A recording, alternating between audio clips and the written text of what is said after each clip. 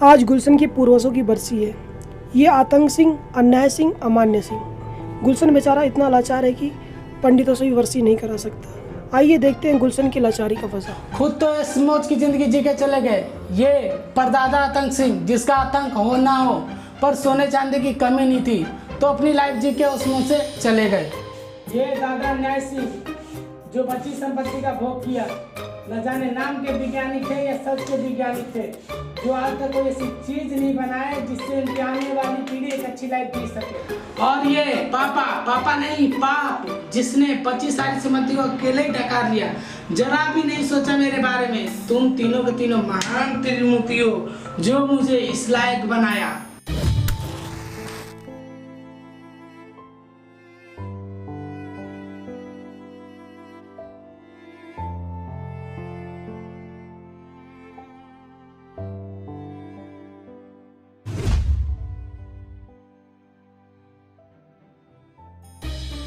उठो गधेड़ो उठो, तुम दोनों की वजह से ये दिन देखना पड़ रहा है। क्या है पापा? अमान्य सिंह, ओ अमान्य सिंह, उठ उठ।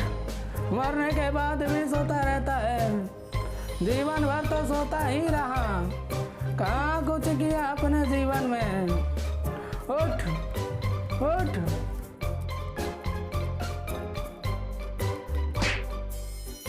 क्या है दादाजी? तुम दोनों आंडुओं की वजह से मेरे परपोते को यह दिन देखना पड़ रहा है कि वो हर रोज हमें कोसा, मेरा मतलब है कोस रहा है। बाबूजी जरा धीरे चलो। अरे वे सुरे मोहम्मद रफी क्या गा रहा है? मेरा मतलब है बाबूजी धीरे धीरे बोलो, कहीं गुलशन सुन ना ले। ये 2.5 किलो आते हैं। क्या है दादाजी, अब मरने के बाद तो चैन से रहने दो, क्यों गुलशन को लेकर मुझे बोलते रहते हो? मैंने इतनी भी संपत्ति नहीं लुटाई कि मेरे आने वाले वंशजों को तकलीफ पहुंच सके। ये सब इस नाश पीटे कामचोर की वजह से हुआ है, जिसने अपने जीवन में कुछ नहीं किया, सिर्फ हमारी संपत्ति पर सांसें और मौज करता रहा। क्या तुम्हें मरने के बाद भी खुशी नहीं है? क्यों मुझे एक ही बात को लेकर मिल लेते रहते हो?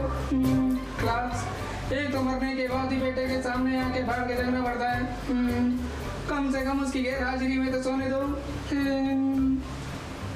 बेटा तुमने जीवन भर तो बेड पर सिर्फ औंधी हुए हो।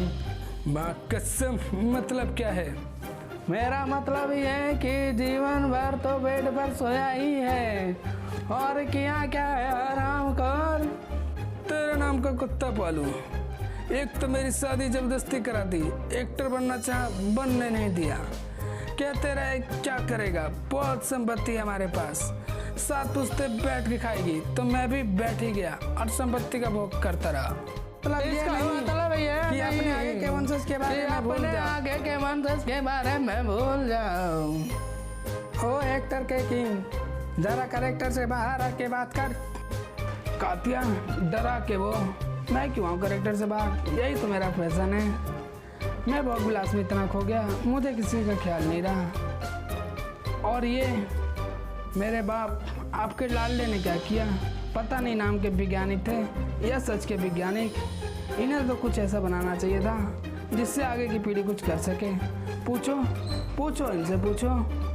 हाँ पुत्र, ये सही कह रहा है, तुम्हें तो ऐसा कुछ बनाना चाहिए था। दोनों के दोनों निठल्ले, खुद से कुछ नहीं हुआ तो मेरे कंधे पे बंदूक रख के चलाना चाहते हैं। ठीक है, हाँ मैं ही कुछ करूँगा। तुम दोनों मुंह बंद और आंखें खोल कर सो जाओ। कमबख्त खुद ऐसा आराम से जिए और चले गए, मेरे लिए कुछ नहीं छोड़ा। आज मैं दाने दाने के लिए दूसरे पर निर्भर हो गया हूँ। ओ सुअर, फिर अच्छे से कमाता क्यों नहीं? ये आवाज कहाँ से आई?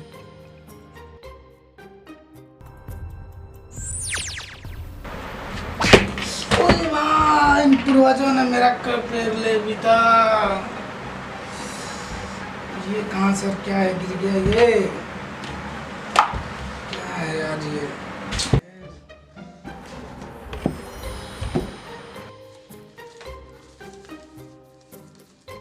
अन्याय सिंह की संपत्ति, जरूर इसमें कुछ निकलेगा। क्या ये कुछ कागज के टुकड़े, ग्लास कैसा है?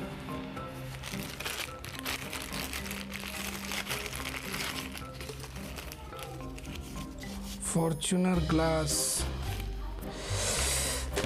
हे भगवान, मेरे दादा की संपत्ति भी निकली तो ये कुछ कागज के टुकड़े और ये एक सड़ा सा ग्लास।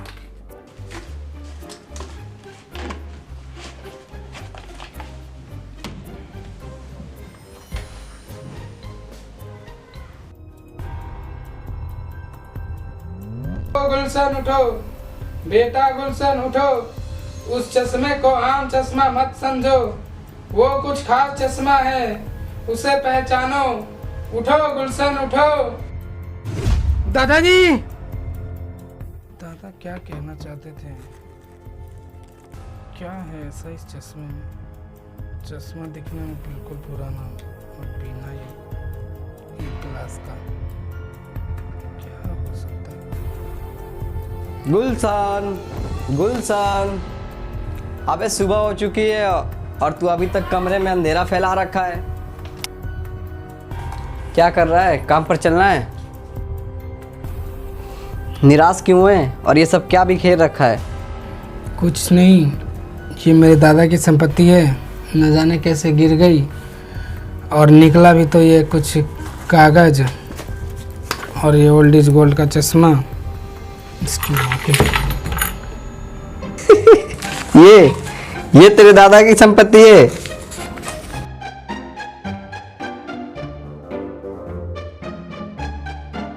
ये अमूली चश्मा नहीं है, ये चित्रकारी चश्मा। इसे ये सब क्या गलत सलत लिखा है? ई के आने वाला है यदि सक। ये सब क्या गलत सलत लिखा है? गुलशन, तेरे दादाजी कम पढ़े लिखे थे क्या? पापा तो मेरे यही कहते थे। दादा वैज्ञानिक थे पर कुछ कम पढ़े थे, नहीं तो चासा में होते। चासा? अरे अकल से उल्लू, चासा नहीं नासा होता है।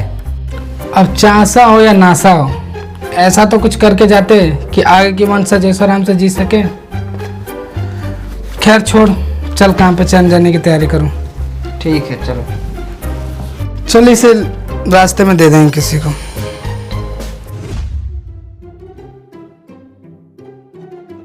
ये ब्लैक एंड व्हाइट के मॉडल को जरा लगा के देखूं कैसा लगता हूँ, फिर पूछता हूँ सोनू से।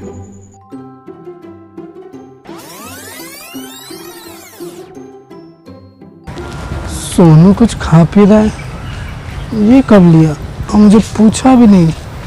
अभी बताता हूँ इसे। क्या छिपाए खा रहा है मुझसे? खा? मैं कहाँ कुछ खा रहा हूँ? इसके पास तो कुछ नहीं, इसका हाथ भी खाली है। फिर मैंने जो देखा, कहीं मेरी आंखों का धोखा तो नहीं। खैर इससे तो पूछा नहीं है ब्लैक एंड व्हाइट मुझ पे कैसी लग रही है। ये क्या? ये खा पी के डस्टबिन में फेंक दिया। वाह। ओ माँ के लोग, गुलशन नहीं, बिल्कुल। ए माँ के लाडली इधर। खाना ये तो सामने खाना, पीठ पीछे क्या खाता है? ए बकचोद, दिमाग ठिकाने पर तो है। मैं कहाँ कुछ खा रहा हूँ? अब जा रहा हूँ खाने। अरे यार, कहीं मैंने से ज्यादा तो नहीं रेल दिया। जाता हूँ उसके पास।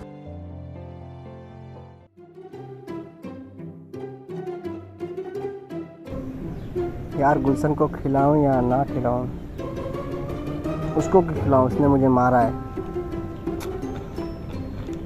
ये खा रहा है तो मैंने कहीं देखा है। कहाँ देखा है? हाँ, जब चश्मा लगाया था तब यही देखा था। लेकिन ये कैसे हो सकता है? जो चश्मा लगाया वो अब पहले देखा था, वो अब देख रहा हूँ। कहीं इस चश्मे में तो कुछ खास नहीं। कंफर्म करता हूँ। फिर देखा था ये रैपर बाहर ना फेंक के डस्टबिन में फेंका था। देखता हूँ क्या करता है।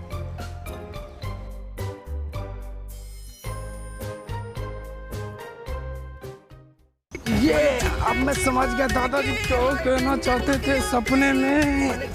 पापा ने बताया था दादाजी कम पढ़े लिखे हैं, इसीलिए उन्होंने फ्यूचर ग्लास को फॉर्च्यूनर ग्लास का नाम दिया है।